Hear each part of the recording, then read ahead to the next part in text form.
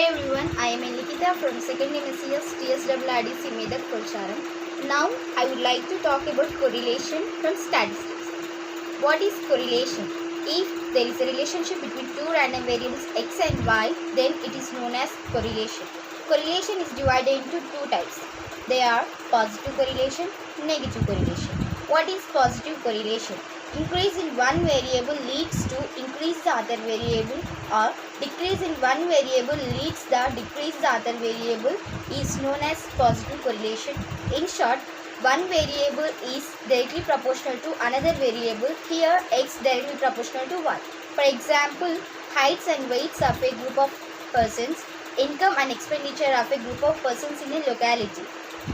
Now let me tell you about negative correlation. Decrease in one variable leads the increase the other variable, or increase in one variable leads to decrease the other variable is known as negative correlation. One variable is indirectly proportional to another variable, here x indirectly proportional to y. For example, supply and price of a commodity and volume and pressure of a gas. Now let's look into uncorrelation. If there is no relationship between two random variables x and y, then it is known as uncorrelation. For example, income of a father does not depend on the age of a son, and height of a person does not depend on the number of students in a class. Let's talk about correlation coefficient. Dr. Carl Pearson discovered the maximum correlation, that is linear relationship between two variables x and y, is known as correlation coefficient. Here R is equal to covariance of x comma y by sigma x and sigma y. Now let me tell you about scatter diagram.